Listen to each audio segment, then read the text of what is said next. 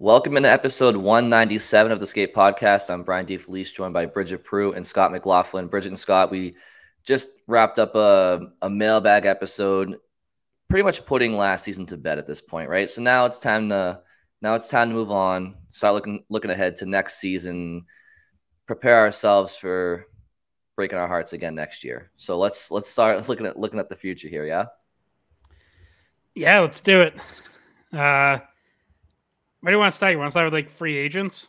Yeah, because that's what we teased. I at some point during last episode, I stopped Brian at like the hour mark and was like, "We can wait to talk about this next episode," because I thought we had already gone long. So yeah, it was talking about free agents, what are going to happen with the Bruins free agents, maybe potential free agents they might be looking for, and possible trades that could solve some of their cap issues. Kind of what we want to focus on here, right, guys? Yeah. Here's an idea. I'm just going to run through free agents. Let's say if we think they're back or gone. I'm just going to read off cap friendly from top to bottom. Nick Foligno. Gone. I'm going to say here for like a very team friendly deal. Nah, I'm saying gone. You're saying gone? Patrice Bergeron. Back. Brian, you're saying back? Yeah, I don't think he's done. I just feel like I'll say Krejci. I know we haven't got to Krejci yet. Krejci gone, I think. Krejci gone. Bergeron, I really have no idea. I feel like he wants to come back, but he's also worried about disappointing the team and whether or not let him make a prediction. Well, but okay, so is this podcast going to be 3 seconds? We're just going to say yes and no? No, we can expand on it all. We can expand on it all after, but I feel like just to set a base of like. Okay, all right. We'll do the short version now. If you're going to make me choose, I'm going to say here. All right, fine. I'll be different and say gone. I feel like it is close to 50-50, but as of right now, I'm still leaning towards he retires. Tyler Bertuzzi. Here. Gone. I'm gonna say here. I think they find a way. I think they want him back pretty bad. I think they're willing to get rid of pretty much everything, including current roster players that they might try to trade to keep him.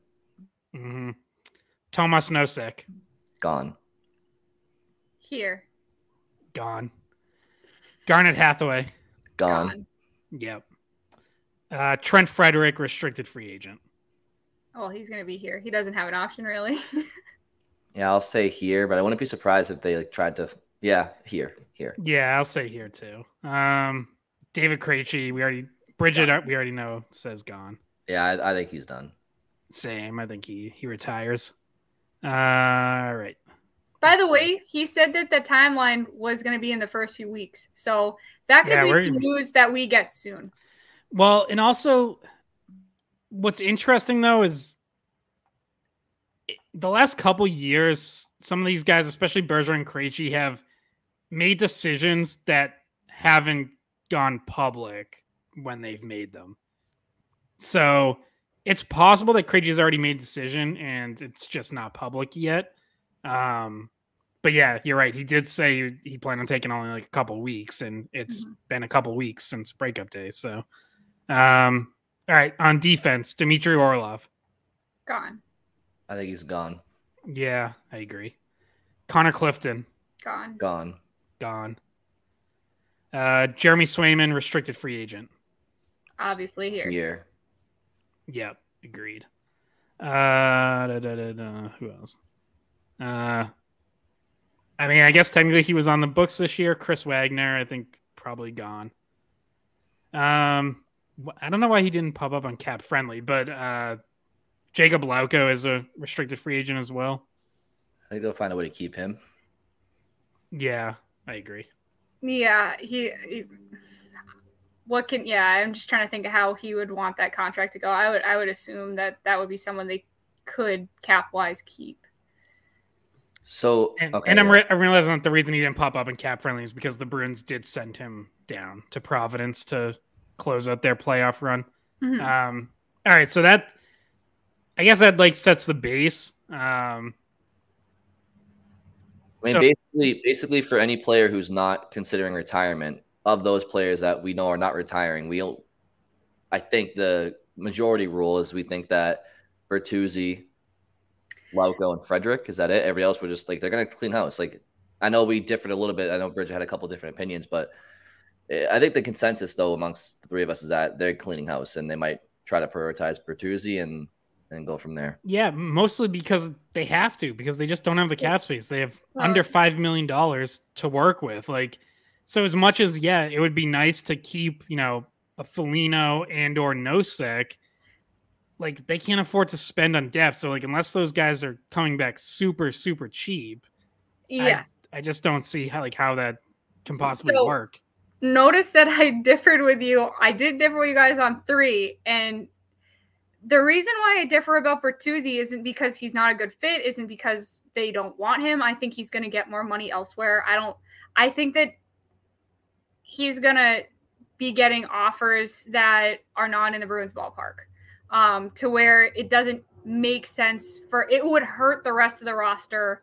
It would cause too many moves to need to be made, or too many holes of other guys that you'd have to trade or let go in order to get him under contract and fit him on the team. And I think they should try to. I'm all for them trying to get him to come back. I just feel that as a free agent, there's so much interest in him and a player like him that I just have a feeling that the Bruins, it's out of the Bruins' control, right? He goes where he wants to go, and that's why I say he's not back. Not that I don't want him back, not that he wouldn't be great if you could keep him. But I also said I think Foligno could come back, and Nosek, because it depends what Nosek's contract is. These are 2 guys you could probably get pretty cheaply. If Bergeron's gone, you don't want to lose another center, so you probably want to keep Nosek. And then you'll have to move Zacha up and maybe Frederick to center. You're having center issues again. And it's just exacerbated if you lose Nosek. And he has said he wants to stay in Boston. He likes playing with the other Czech players on this team. He seems like he's very happy here. Foligno, another guy who said he wants to do everything to stay in Boston. So these are guys who have voiced that this is their first priority. And Foligno seems like a team-friendly deal could be found with him, and they really, really value Nosek, I think, more than we even kind of wrap our heads around. So that's why I differed with you guys on those. I think they value Nosek in a situation like last year where they're going for the Stanley Cup, but I think that it's more for somebody like Nosek and Foligno. It's great if those guys were to come back on friendly deals, right, so that they can fit them in the books appropriately. But I think the Bruins brass right now, and I think they kind of mentioned this in the end of season press conference, I think that they want to prioritize systemic players into that bottom 6. I think that their values, especially if Bergeron goes, I don't think they're interested in keeping Nosek to kind of keep their 4th line center stable. Like, I think they'd rather prioritize implementing and infusing some of the guys in their own system to see what they have in that bottom. I think especially if Bergeron goes next year, and you're looking at like a Zacha Coyle 1-2 center, I think the Bruins have to be pretty realistic with themselves about what their chances are to go deep. And I just think that their priorities are going to change. So if you're a Stanley Cup contender, yes. But if you're admitting that you're going to start to maybe try to focus on bringing up newer talent and just see what you have in the system, that's why I think that they might just let that bottom 6 cleanse out into free agency. And you know, as far as Tyler Bertuzzi goes, free agency is in July. Let's see what happens around the draft if the Bruins are able to trade away some roster players like a Taylor Hall potentially and clear up that space. Because I'll tell you this, I fully expect the Bruins to cleanse the free agent class and allow those guys to walk for the most part. Outside of Pastrnak and like McAvoy, like there's really nobody on the Bruins roster that I'd be like, no, don't trade them. Like I value Bertuzzi on this team going forward more than any other forward besides Pastrnak. So, and I think that would entice him too. If the Bruins can get that cap space before free agency to offer him what other teams can offer him, and he can play next to Pastrnak, I think that would be pretty enticing for him.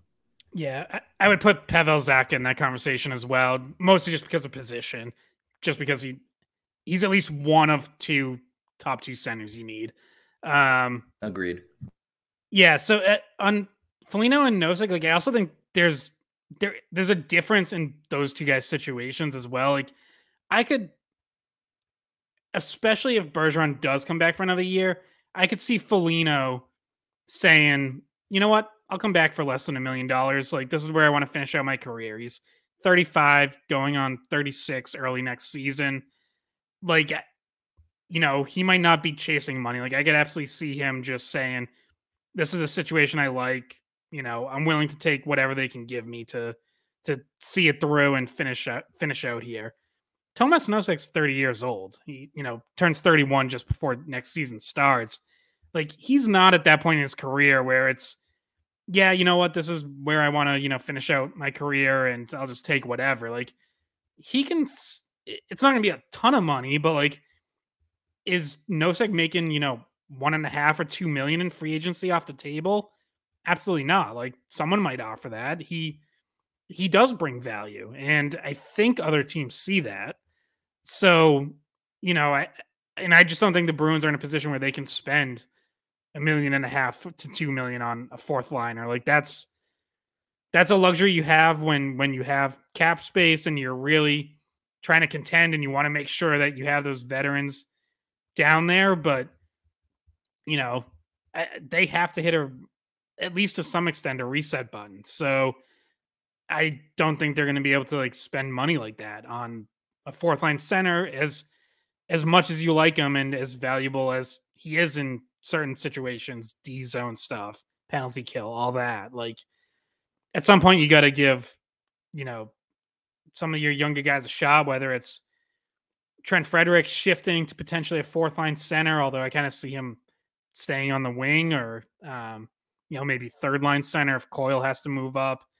But, you know, a Mark McLaughlin or a Johnny Beecher or even like a Georgi Merkulov, like if you're not going to be like a true Stanley Cup contender next year and you're willing to accept, you know, a little bit of a retool on the fly and, you know, a little bit of a step back, like I'd be totally cool with the fourth line being more offensive. Like there's nothing in the NHL bylaws that says your fourth line has to start 80% of their shifts in the defensive zone and get all the tough D zone matchups. Like your fourth line can be more offensive. It can be younger. It can have, you know, a kind of a more offensive minded center like Georgi Merkulov. Like again, especially if you're not going like all in on like, hey, this is a cup team and we can't screw around with our fourth line. Like now, if you understand that you're going to take a little bit of a step back, you can do something like that. And it can be very beneficial for that player. So, and I guess like a developing take of mine is I am increasingly willing to accept that kind of off season and that kind of approach towards the next season where like they should still be a playoff team. They should still be good. I'm not saying blow it up, sell off everything. Like I think that would be insane, but there's going to be a step back no matter what. And I'm willing to take a little bit more of an approach of like, give some guys a chance, see how you do the first half of next year. And then if you're in a good spot and you have to address some stuff around the trade deadline, maybe shore up that bottom six or whatever it might be. Like I'm okay with that approach, but like, I don't need the Bruins to like find a way to have like a totally complete roster like they did this year going into the season where it's like 14, you know, forwards under NHL contracts again or something like that. Like I'm okay with having some openings and some question marks and giving some guys a shot and see how it goes. I have thoughts on Bertuzzi too, but as it pertains to the fourth line, to dip in for a second to a mailbag question that we didn't get to. I made this whole agree or disagree section, by the way, if anyone wants to throw this into one of our comments, if any of our listeners want to just give us an agree or disagree. And this one is agree or disagree, get rid of the entire fourth line. Agree. So Scott, you kind of already answered. Yeah, I think I agree because one, I think they kind of have to. Again, like you have to let some players walk, that they're not all coming back. So yeah, I do. You know, it's not that I want to get rid of all those guys. Like if I could keep them, I would. But I think giving some younger guys a shot is probably better in the long run than trying to like lock up fourth line veterans for another year or two. So, by the way, that would mean Foligno, Nosek, Hathaway, but we haven't talked about what is Greer's contract. He's got another year, so he's back unless they move him. No, yeah, and I would say no need to touch Greer, but of the free agents, you're saying let those three walk. Lauko and Greer, question marks whether or not those guys could be your fourth liners next year. And one other thing too, I just want to mention is like after a year like this where you literally had the greatest regular season objectively in the league's history over 100 years, and you go down in the first round, all these expectations, and literally the worst case scenario happened. Not only did you lose in the first round, you lost after being up 3-1. You lost after having a lead in Game 7 with 50 seconds left. Like, there's just going into next year, it's just there's not a lot. Even if they have a great year, there's not a lot to be excited about because it's just like I just need to see them win in the playoffs again. And for me, I don't know about you guys, but I find excitement and something to look forward to next year in trying to watch some younger players, see what they have in the system and develop. I the hockey nerd in me kind of enjoys watching that. So I find some like regular season stimulation and seeing what some of these younger players have. And that's why I kind of am with you, Scott. And I welcome not only doing the fiscally responsible thing, which is allowing these players to walk because you don't have the cap space, but I just from a development standpoint, I want to see what some of these younger players can do at this level. And I think that'll be fun to watch. And I think that fourth lines, your team's not going to ride or die with your fourth line, especially in the regular season. Like you can insert some young players and like they can provide some pop, and they might have to work on consistency and some learning curves, but I just think that they can still be a playoff team by giving a fourth line and if that's Greer and Lauko as well, like that's great. I'm just saying I don't think you need Nosek, Foligno, and Hathaway to make this a playoff team next year. Yeah. I mean, I mentioned this on a previous podcast. Like the Panthers are in the conference finals with a basically useless fourth line. Like their fourth line is Zach Dalby, Eric Stahl, and Colin White. And those three guys have done nothing in the playoffs other than get caved in and give up goals. Like they've been bad. Like their analytics, everything is like awful. And yet, like they play 5 minutes a game, so it's like, who cares? Like whatever. Yeah, they don't have a complete roster. They just ride their top three lines. Didn't the NHL only have 3 lines up until like 1990? Yeah, like basically. Yeah. So another thing on like the young players and being, that being more exciting to watch, give you like something to get excited about. I would also say like it can also be beneficial for the team because if you mostly run back like the same roster or at least like a roster full of guys who were here last year, what is that team's motivation to play well in the regular season? Like what gets them going in October, November, December? They just had the best regular season in history and it meant nothing in the end. Like that's a team that I could see getting off to a slow start, having a hangover that lasts most of the year, and like maybe ending up in a position where they're fighting for a playoff spot. I think if you get some young guys in there, like those guys don't care about how meaningless last regular season was. Those guys are trying to prove they belong in the NHL. So I think that can inject some life into a team too, and some energy that, some of the veterans might be lacking out of the gate next year because it's going to be hard to turn the page on how the season ended. And those young guys can, I think, on the ice help do that just by bringing some energy and kind of just, some fresh blood. One thing people might say in response to that, Scott, though, is, well, that's what happened to Florida this year. They got off to a slow start after a lull, and they fought for their playoff lives, and here they are in the conference finals. But I would say the big caveat there is that the Bruins don't have the cap space to run it back again. And also Boston's regular season this year was historic. And Florida did win a round last year. People forget they lost in the second round to Tampa. Boston lost in the first round. So, but yes, sorry to kind of go off the rails there, but just another, like that's just me illustrating even more so like why they should just go with, just naturally go with some turnover here. Yeah. I also don't think there's going to be a Matthew Tkachuk to trade for this offseason, but Who knows? We'll see. I don't know if you could, re-sign Bertuzzi. You're talking about, like, obviously not Mac and Chuck, but we're talking about, some of those pain in the ass, high skilled players. Two guys that were, both getting after it in the first round. But in terms of bringing up younger guys, it's been a while since the Bruins have been able to try. I mean, this season, there wasn't even really experimenting with, can this guy come up and give us minutes when we need to, besides with Lauko. It's been a while. I mean, at times in previous seasons, we'd seen Stanika come up and down and McLaughlin come up and down and them testing out here and there. Hey, Jack Stanika got his shot this year. He played, one or two games before they traded him? Gonski. Yeah, that was dramatic. But anyway, very little chance to see the next crop. And just, it must be frustrating because those guys in Providence have, as well as they've been doing, they really have had no hole to try to fill on the Bruins.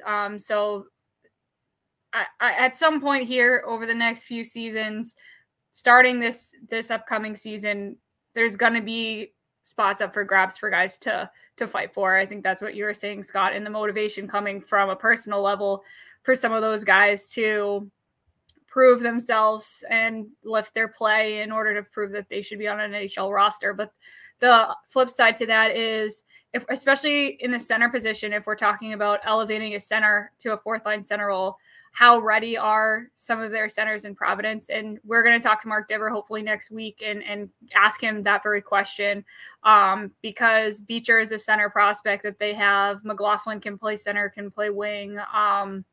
I believe even Steen is listed as a center. They have some center prospects that did not get a look in the NHL last season at all. So to go from having a guy that played pretty much every game for you as a fourth line center to not really to trying to fill that with someone that you're not even sure can play 10 NHL games in a row because they haven't done it yet is going to be hard. Yeah. But again, like I want to see those guys get a chance and get a look and have an opportunity to battle, because like I said, like I don't need their opening night roster to be a Stanley Cup roster. Like I'm okay with some growing pains next season and letting some guys figure things out, get an opportunity, try to find their way, and then reassess where you are like in the second half leading up to the trade deadline. So they have to get younger at some point. And I do feel like, this is now I guess it does change. Like if Bergeron comes back, and we're all kind of assuming Krejci's not, but obviously, he hasn't made a decision yet, but if Bergeron comes back, then the expectation should still be to try to compete for a cup. So that would change things a little bit. But even still, like to the point that me and Brian made about like, fourth lines don't have to be perfect. You can take some chances there. Like I would still be okay with doing that. Like even if Bergeron's back, I'm still okay with giving some young guys a chance on the fourth line, giving them some leash, letting them make mistakes, and then see how it goes for a couple months. And they have to, especially if Bergeron comes back, because they'll have to pay him. Like they don't have the cap space, so they have to do that. This thought just popped into my head, but do you think there's any chance that Sweeney goes to Bergeron or Krejci and says we don't, like we decided that we're going to move on from you? No. Not even Krejci? Nope. Okay. I think if they want to come back, and now what I would say is, assuming that they want to come back and are willing to do it for cheap again, which they would. I think if they want to come back, that's their decision, and you're probably looking at a similar situation. Maybe Bergeron even takes less than he did last year, but just health wise, say Don Sweeney doesn't think Krejci has it anymore. I think that specifically to your question, Bridget, I don't think he would ever say it to Krejci, though I will say I think secretly they kind of are hoping that Krejci just retires, because I think he would help them for sure, but I kind of think they want to see. I think they want to pass those reins to Zacha. But at the same time, he's still, as long as he's healthy, and you can get him for $1 million, that that solves some cap issues. That gives you a more Stanley Cup contending team, playoff contending team. Maybe with fewer growing pains because you get a little bit more time to make some other decisions. But so to answer my own question, I don't think they're going to do that to either of those guys. I don't think they're going to push them out. But just a thought. And you know what? It wouldn't have crossed my mind except for how the injuries affected the playoffs, which they didn't really seem to affect the entirety of the season. And if you had asked me throughout the rest of the season, did I think they were both coming back? I would have said, I don't see why they couldn't come back. And now all of a sudden it's not really, it's more complicated because of the fatigue factor at their age. I mean, Krejci's already retired once, kind of, sort of. So, and he seemed pretty down when we talked to him for exit interviews. And we mentioned this in a previous episode. Family factors in for both of these guys, but Krejci was not living with his family, and he said that this was one of his favorite seasons and one of his least favorite seasons because of the time spent away from his family. So that's why I really feel like he's not coming back. I think that family is probably the top factor, health maybe the second. That's not an ideal situation. I wouldn't want to live that far away either from, kind of young kids and his wife. And so to answer my own question, if Krejci wants to come back, I think he's back. I almost think if Krejci were going to come back, based on his comments, I think his family would have to be up here next season. It would have to be a family decision where they decide, okay, we're all moving back to Boston for the season. Because you definitely got the impression that he doesn't want to do that again, where, they're only coming up for a few games here and there, but otherwise they're down in South Carolina. He even said, he was like, if things weren't going well, I might have just left mid-season. And so that kind of shocked me that he was willing to say that. Yeah. So he clearly really didn't like that situation and obviously missed being away from his family. So it would have to be either they're all in as a family and everyone's up in Boston for the season, or what I think is more likely is he just says, you know what, I gave it a shot. We had a great roster. We didn't get it done. And, now I'm off into the sunset. So we covered free agency. I think naturally the next thing to go over would be, do you guys have any predictions for, and I know it's tough. It's tough because we don't know who's coming back, especially the two guys you were just talking about in Bergeron and Krejci. But do you have any predictions about the Bruins trying to trade and move some roster players that are under contract this summer? So I have three that I think I could see any or all of them getting traded. And one we touched on a little bit, which is Taylor Hall.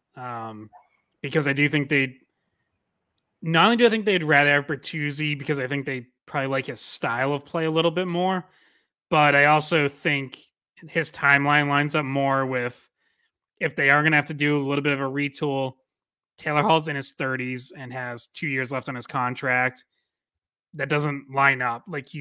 His contract's going to be up by the time that you're, realistically, by the time you're ready to contend again. Bertuzzi, you can sign longer term. He's still in his 20s. You'll have him through his prime. He's with you when you're ready to really make a run again. So that's one. Two, Matt Grzelcyk, because I think they have to try to trade someone off the defense. I think he probably has the most value. And at some point, you need to either decide whether you're in or out on Grzelcyk. Every year they keep kind of doing the song and dance where it's he has a really good regular season, but then he struggles in the playoffs. They cut his minutes, they bench him. And it's all right, either he's a regular defenseman for you and you believe in him and he's in your lineup, because Like, you're not going to be able to go find a Dmitry Orlov every year to upgrade over him. Or you're out and, hey, he does have really good regular seasons and we like his chemistry with McAvoy, but you know what? We don't believe in him in the playoffs anymore, so we're moving on. So, like, I could definitely see Grzelcyk getting traded. And the third, we've touched on it. I think it's a very realistic possibility is trading one of the goalies, and specifically Linus Ullmark, because Swayman's younger. I think you commit to him longer term. Ullmark has 2 years left. And again, to the idea that, like, this might be a little bit of a mid-2010s retool type thing. 2 more years of Ullmark would be great. Keep the tandem together for 2 more years. But I think his even with the playoff struggles, his value is never going to be higher. And I think if you can get something, whether it's draft picks, maybe get back into the first round, whether it's to help address another position, maybe try to get your center, like whatever it might be, another defenseman if you're trading away Grzelcyk, like I think Ullmark should have real value. So I think they should explore that, and I definitely could actually see something happening. Yeah, so you're saying we're never going to see the Hall Coil Bertuzzi line is what you're saying? Nope. It's not going to be next year. It wasn't this year. It's not going to be next year. He's also saying no more goalie hugs. Yeah. You know what? I had gotten a question actually was, should they retire the goalie hugs, even if they're both back? Like, should that be done? Like, is that a this year thing? Everything runs its course eventually. Yeah. I wanted to ask Razor that, because I don't think Razor likes goalie competition. And he also, back when he played, there was a lot less of the things that happened around the game, like being happy. Everybody was a lot more serious. Anyway, so to talk about Bertuzzi, how long would you think he's looking for this contract? Because you mentioned he's 28, going to turn 29 in February. He looking for 6 years or less or more? Yeah. Because I was gonna say 5 or 6. Because if you think about it, 5 would bring him to, he'd be 33. At that point in time, what kind of contract are you going to be asking for? Because we're talking about maybe two-year deal after that, or I'm not sure what he'd be looking for in free agency at the age of 33. So, yeah, I kind of feel like he wants it longer, and maybe that's another reason why the Bruins might not be able to bring him in. Money-wise, I don't know. I still like the idea of bringing him back, but for some reason, I just get the sense that he's going to take a different offer. First of all, I mean, I think he likes Boston, but who knows? Maybe there's a place that he's always wanted to play, and he can go there and choose there, what have you. But I don't think I need to touch on the Taylor Hall part of it. I think Scott kind of covered that pretty well. Grzelcyk, I personally like Grzelcyk, and the versatility he can bring. And, no Orlov, Clifton's gone.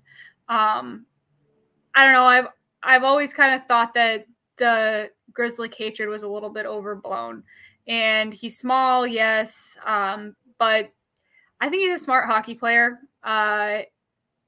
Depends what you can get in return for him, but I think he's valuable to the team. So I'm actually more interested in the Ullmark trade, because we talked about having this goalie tandem as a huge luxury, right? And one of the reasons why it seemed like they should be able to make such a deep playoff run, because no team had really seen that kind of a goalie tandem in a while. And it was just one of the best, but it didn't turn out to matter if you're not going to use both your goalies. So clearly it helped them throughout the regular season, but as we see, what the hell does that mean? Nothing. The record, whatever, didn't get them any further in the playoffs to have this great goalie tandem. So if you can find a way to move Ullmark with his high value, because as we know, goalies' value fluctuates a lot. They could have a great season. Next year could be the worst goalie in the league. It changes. And right now, his value is probably as high as it could be. It's hard to imagine him having a better season than this season, disregard, the issues in the playoffs. But I think I'm very interested in what you could get back for Ullmark. And I also think that Swayman is a good enough goalie that would you be better with a goalie tandem? Yes. Would you still make the playoffs with just Swayman? Probably. I think that he gives you a good enough chance to do it. I would be interested in trading him before everybody else. And I got to pull up his cap hit, but go ahead, Scott. Well, and it's not just Swayman, because Brandon Bussi had a great season in the AHL and might not have a whole lot left to prove or learn down there. So, you never really know until a guy gets in the NHL. But, I could absolutely see like a Swayman gets 50 starts, Bussi 30 or something, like that kind of split. And, maybe Bussi's ready, or if you don't think he is, like, you can go sign some cheap veteran backup who can start 25 to 30 games. Yeah, I see a lot of upside in that as the trade. And you know what? I'll let Brian answer soon. I promise, Brian.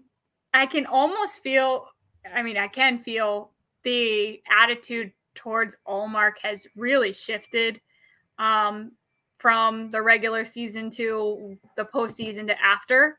And I feel like he's going to be miserable here. I feel like he has kind of become a punching bag the way that Tuukka had at times. And goalies in this town tend to become punching bags if they have stuff like what Ullmark did with, the horrible turnover that Game 5, which we've gone over. But I feel like fans would not be upset to see him get traded either. No, I think they'd be happy because it's smart business. It's not like you have Linus Ullmark as your goalie and then like a 37-year-old Marty Turco as a backup. Like, you have Jeremy Swayman, who's 23, 24 years old, and he's a number one goaltender in the league. And you have Linus Ullmark, who's going to be walking across the stage in Las Vegas in about a month, winning the Vezina Trophy. So, to all the points you guys made, no, he's not going to have a season like he had last regular season. That's the best regular season he's ever going to have in his entire life, because it was insane. And when you have a Vezina Trophy and you have a guy that you're willing to move that guy, teams are going to be a little bit weary about, okay, he wasn't great in the postseason, but they're probably going to be like, that's fine. We need a guy that can get us to the postseason in general. So, and I do think that people know he was probably ailing, but sell high on him, absolutely, and especially because you have Swayman and Brandon Bussi, like you guys mentioned. So as far as Taylor Hall goes, yep, I'm good with him going, because I do think it'd be nice for the Bruins to try to get some draft collateral if they could, or if not an adequate roster play in return or some sort of package. And Matt Grzelcyk, again, he's probably of the defensemen they're willing to trade. I don't think they're willing to trade Carlo. So I think of the defensemen that they're willing to trade, I think Matt Grzelcyk gives you the most value in return. And again, you have whether it's in October or next April or the year after, you have Mason Lohrei, who's going to be in his mid-20s before you know it, who's like, whatever he is, 6'1". He's a left shot D-man, projected top 4 left shot defenseman. So try not to look with the October glasses and try to look a little bit further down the line. I just think as great as Grzelcyk is, he's not the future of the organization. Like, it's, if you can get value for him, again, because the Bruins have been selling all their draft collateral the last couple of these seasons. So do what you can. Don't the Bruins have Langenbrunner's son in the system? He's huge. Yeah. Plays for Quinnipiac. I believe he's a Bruins pick. I don't know if he'll ever make the pros, but this guy is massive. And wasn't he at Harvard, or is he at? Not. Is he at Harvard? He's in the ECAC. He's massive, but he was not a high draft pick. Yeah, I don't know what, if any, NHL future he has. I think he's very much a longer term project, if anything. Yes. Longer term for sure. He's young still. But anyhow, that was just a thought that popped into my head when you're talking about big defensemen in the system. I want to think about the Ullmark thing this way. who would you be doing business with in that kind of a trade? What teams would be willing to dole out what the Bruins would want in return for a goalie? Like, who needs a goalie that bad? And, maybe that's their last missing piece. And what would they be willing? Because if they're a Stanley Cup contending team, like, they're not going to give the Bruins what they want in return. Then even if they need a goalie, I don't. So that kind of leaves you with the middle of the pack teams, don't you think? And maybe potentially teams on the upswing that were lower in the standings this year. Yeah, I was gonna say, like, well, one, the Kings, if they don't bring back Joonas Korpisalo, are right back to looking for a goalie again. I mean, there's a few, like Edmonton, always looking for goalie. I still don't think they have. Stuart Skinner was good at times, but didn't hold up in the playoffs. Linus Ullmark for Connor McDavid. There we go. 1-on-1 trade.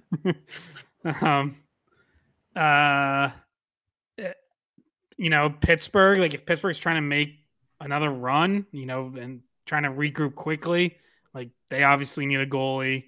Montreal.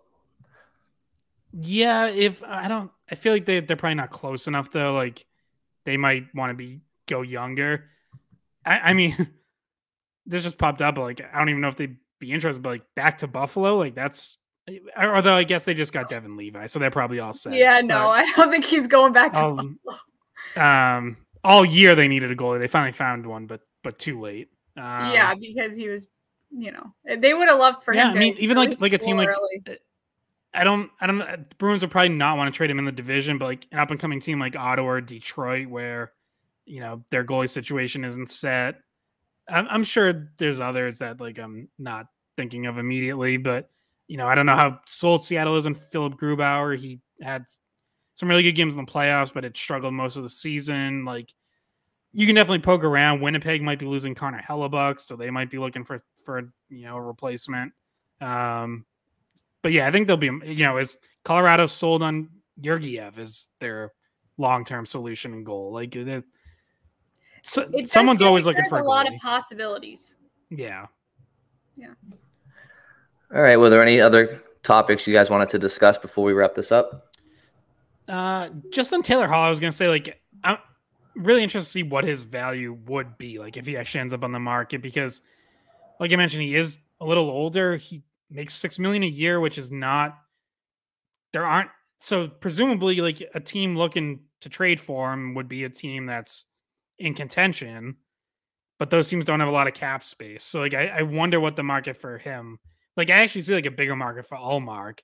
For Hall, like, I wonder what it actually looks like, because there probably aren't many teams that can add like a $6 million a year 30-something forward. Like, he'd be a great last piece for a bunch of teams, but everyone else who's trying to contend is up against the salary cap, just like the Bruins are.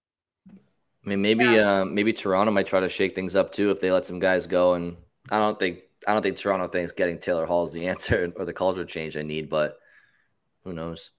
Yeah. Yeah, I mean, that they were interested in him before, like that was because as a deadline they got Foligno, right? And everyone's like, why didn't they just get Taylor Hall instead? Like, what the Bruins I know Washington wanted him. Is that your inside? Is that your inside source again? That's my source. I know Washington wanted him, but they're in a weird situation where they were sellers. How far are they from putting together a Stanley Cup contending roster? I mean, they still have Ovechkin. Who knows? Maybe that's a possibility for an option for him to go somewhere. I personally like Taylor Hall. I don't know. He's just a nice guy. He's easy to talk to. I mean, maybe biasly as media members, he's one of the people that gives us our better answers. So he helps us out sometimes. So I'd be more interested in what you could get for Ullmark, because I think it would be more. And I also think you have redundancy there that you don't necessarily need both. All right. Well, Bridgette, I don't know if you have anything else. Scott, we've certainly discussed a lot for May, which is great. there'll be a lot more to discuss throughout the summer, and with, like obviously we mentioned the draft and free agency and a ton to discuss. But hopefully we got your Bruins fix out of the way for May, or at least this week. It's been a tough month watching some, well, we thought were lesser teams going further than the Bruins. It's not going to get any easier. So all we could do is just look ahead to kind of forget the past. At least the Celtics didn't choke yet. So yeah.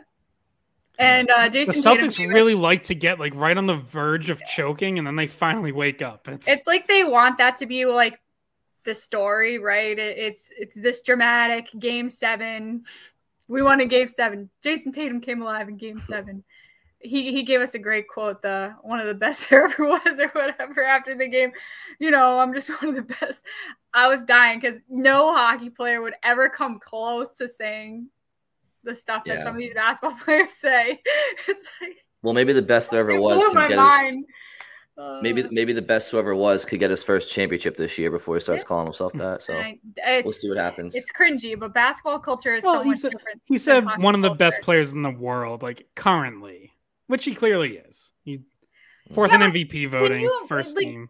Sidney Crosby's never going to say that. Connor McDavid doesn't say stuff like that. They should. Maybe like people would actually pay attention. They'd actually be interesting. No, people would dislike him. Connor McDavid. Yeah, well, people just don't even know anything about Connor McDavid. He's just boring. He's just boring. That's true. He is. That's what people know. I feel like you'd get chirped so bad. Just like, he's one of the best. Like every time he made a mistake, you're one of the best, Scott. Like, oh God, it was just. It made me cringe a little bit because you could think I did it for my family. I did it for my teammates. I pulled myself out of it. Or like the classic, God really helped me through this last quarter. But I was just, it's interesting going from hockey to basketball. And I'm at a lot of Red Sox stuff with WEI, and it is just so different. It is not ideal. It reminds me how much I like hockey compared to the other sports. If you back it up with a record-setting Game 7, then that was fun. That was more fun power to you. That'd be like if Connor McDavid did say that and then scored 4 goals in Game 7. You'd be like, touche. All right, cool. Yeah, but then he'd have to go win the championship. So just like Tatum needs to. Anyway, Scott, that's Scott's new job. He's a Celtics reporter now. Don't get too used to it. You're gonna have to come back to hockey at some point. Yeah, maybe I can get him to launch Sunday shoot around. Yeah. Well, you're gonna have to find new partners. All right. No, I think Razor can do that. Oh yeah, he's a great basketball analyst. Follow Scott for all your Celtics coverage. Yes. And keep it here for your Bruins coverage. And if you guys have anything else, we'll probably wrap it up. All good. All right. Thank you all for listening. We'll talk to you very soon.